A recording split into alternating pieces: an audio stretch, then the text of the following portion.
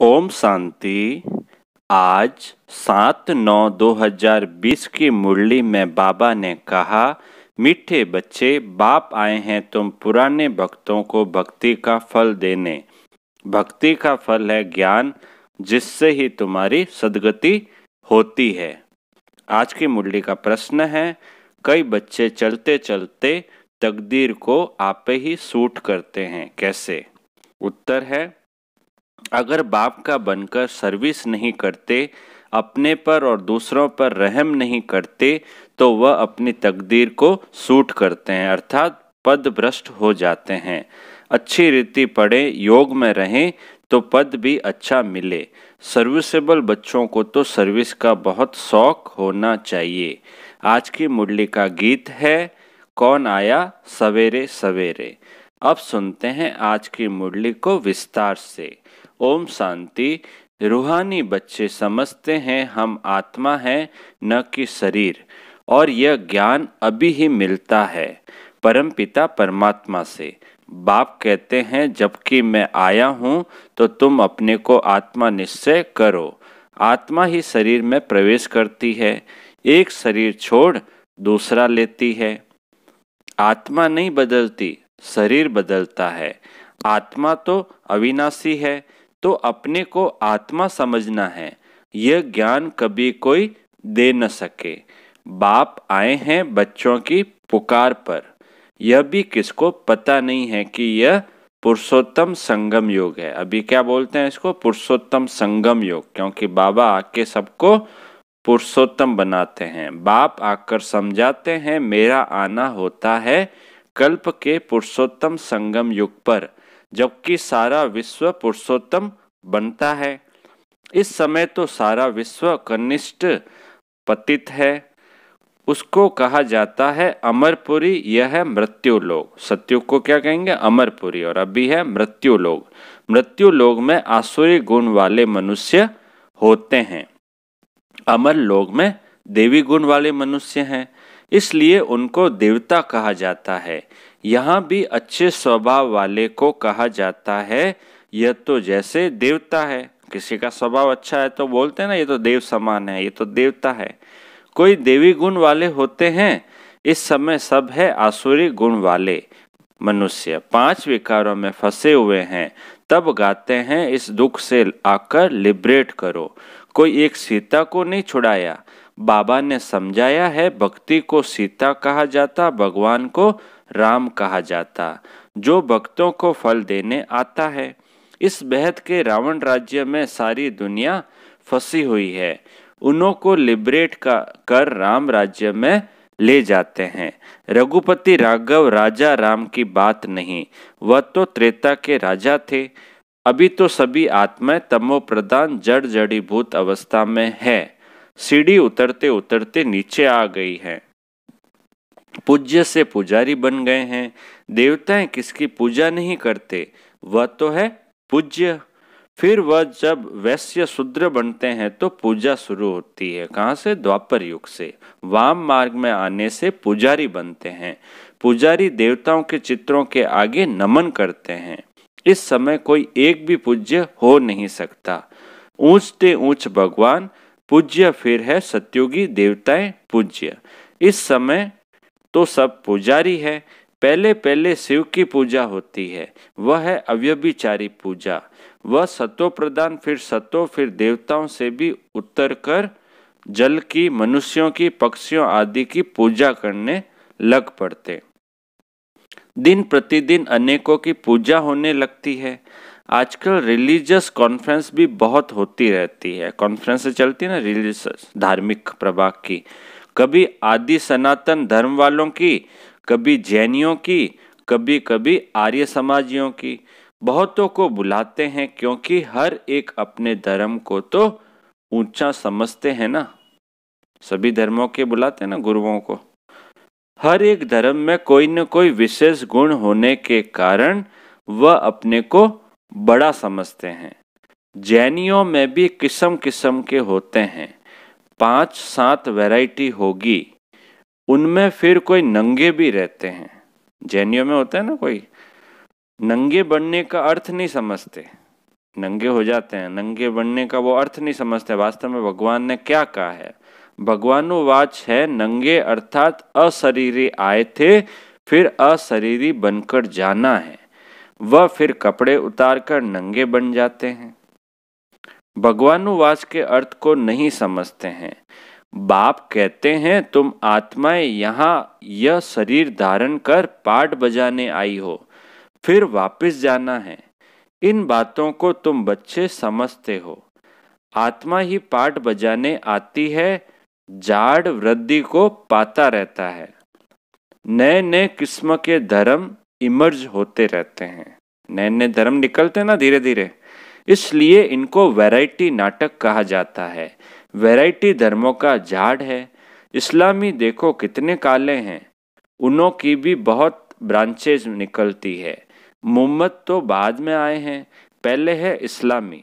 मुसलमानों की संख्या बहुत है। अफ्रीका में कितने साहूकार है, सोने हीरों की खानियां हैं। जहां बहुत धन देखते हैं तो उस पर चढ़ाई कर धनवान बनते हैं। क्रिश्चियन लोग भी कितने धनवान बने हैं। भारत में भी धन है परंतु गुप्त। सोना आदि कितना पकड़ते हैं। अब दिगंबर जैन सभा वाले कॉन्फ्रेंस आदि करते रहते हैं, क्योंकि हर एक अपने को बड़ा समझते हैं ना। यह इतने धर्म सब बढ़ते रहते हैं, कभी विनाश भी होना है, कुछ भी समझते नहीं। सब धर्मों में ऊंच तो तुम्हारा ब्राह्मण धर्म ही है, जिसका किसको पता नहीं है। कलयुगी ब्राह्मण भी बहुत है, परंतु वह है कुख वंशावली ब्राह्मण।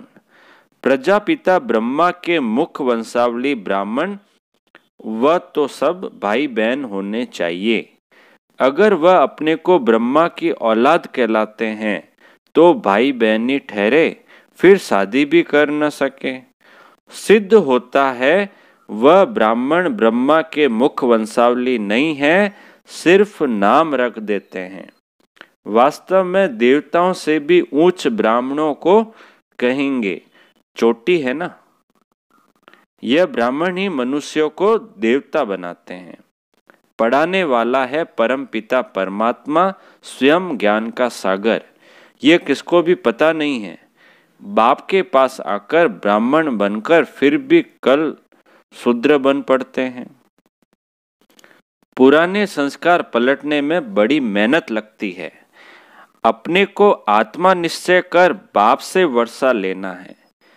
रूहानी बाप से रूहानी बच्चे ही वर्षा लेंगे।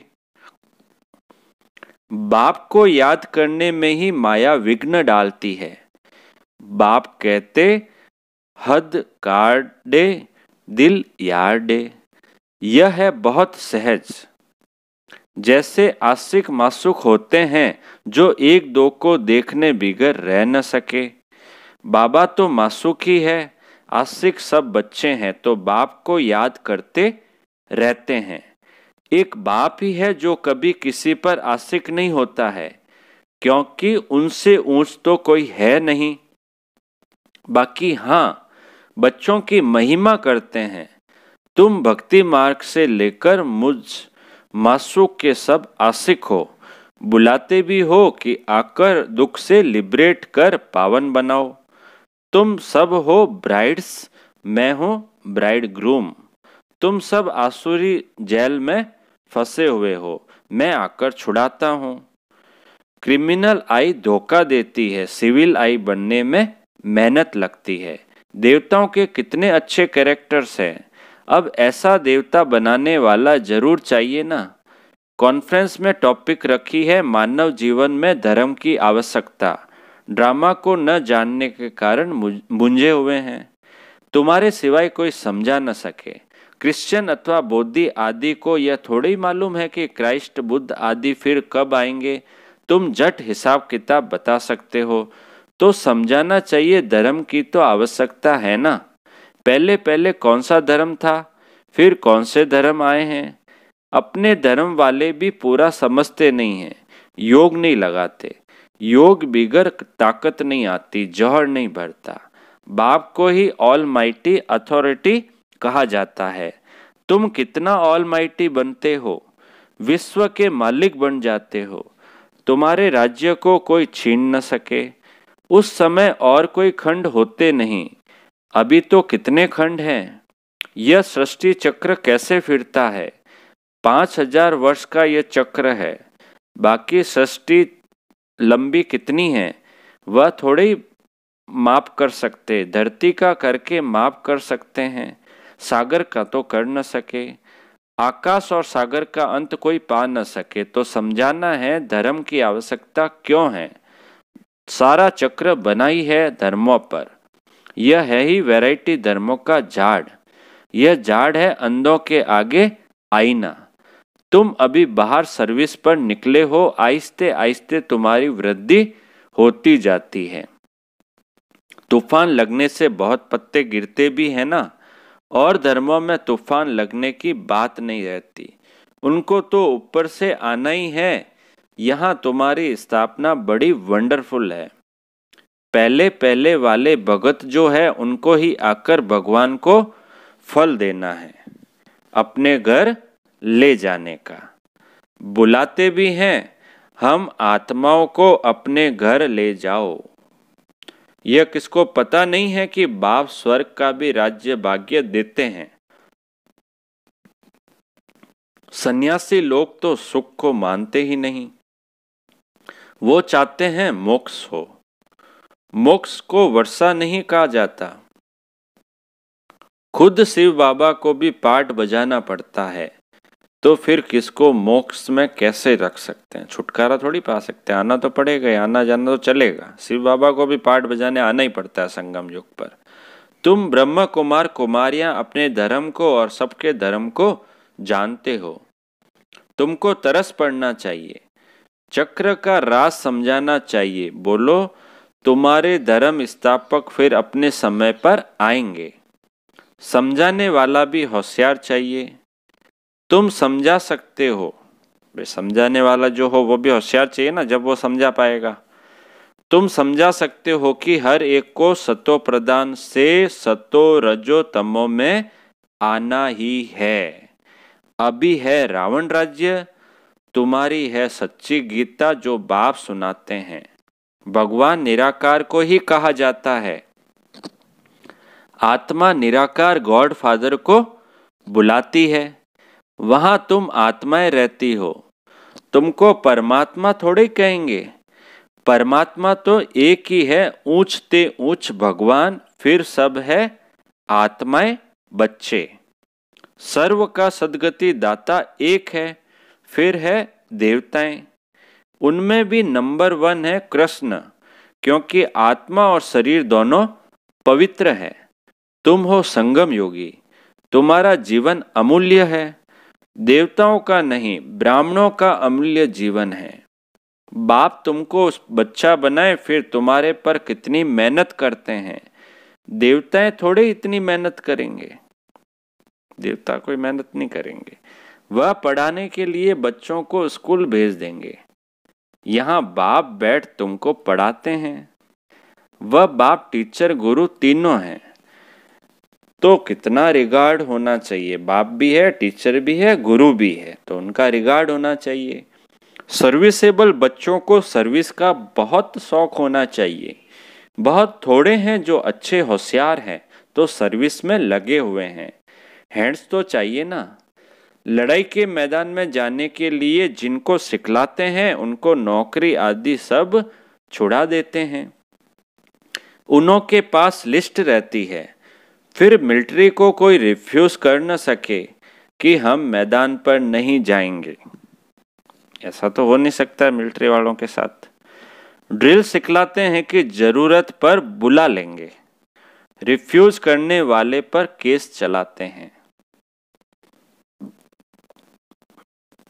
यहाँ तो वह बात नहीं। यहाँ फिर जो अच्छी रीति सर्विस नहीं करते हैं तो पद भ्रष्ट हो जाता है। सर्विस नहीं करते गोया आप ही अपने को सूट करते हैं।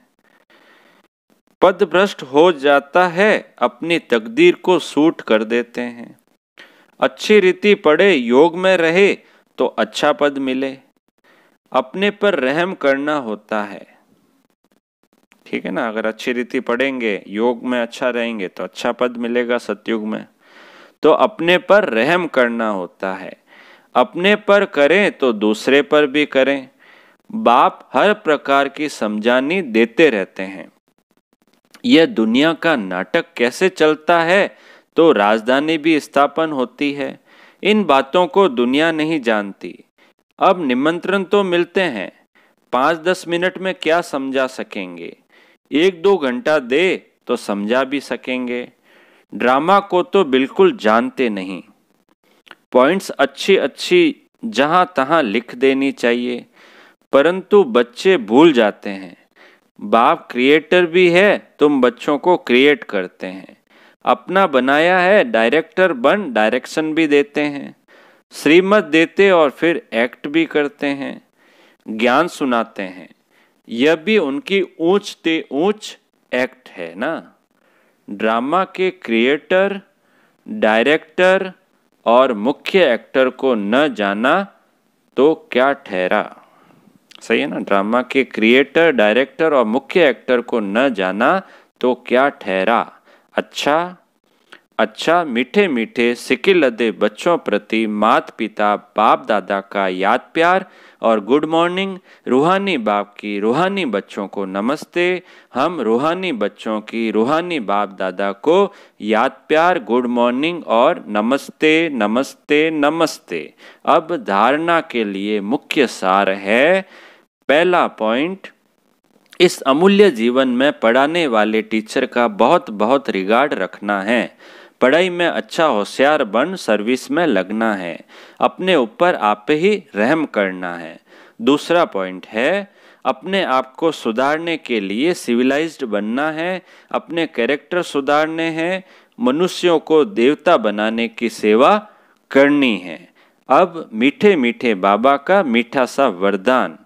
संकल्प और बोल के विस्तार को सार में लाने वाले अंतर्मुखी भव। संकल्प और बोल के विस्तार को सार में लाने वाले अंतर्मुखी भव। विस्तार है व्यर्थ संकल्पों के विस्तार को समेटकर सार रूप में स्थित होना तथा मुख्य आवाज के व्यर्थ को समेटकर समर्थ अर्थात सार रूप में ले आना, यही है अंतर्मुखता। ऐसे अंतर्मुखी बच्चे ही साइलेंस की शक्ति द्वारा भटकती हुई आत्माओं को सही ठिकाना दिखा सकते हैं। यह साइलेंस की शक्ति अनेक रूहानी रंगत दिखाती है। साइलेंस की शक्ति से हर आत्मा के मन का आवाज इतना समीप सुनाई देता है जैसे कोई सम्मुख बोल रहा है। अब सुनते हैं आज का स्लोगन। स्वभाव, संस्कार, संबंध, संपर्क में लाइट रहना अर्थात फरिश्ता बनना। स्वभाव, संस्कार, संबंध, संपर्क में लाइट रहना अर्थात फरिश्ता बनना। अच्छा, ओम शांति।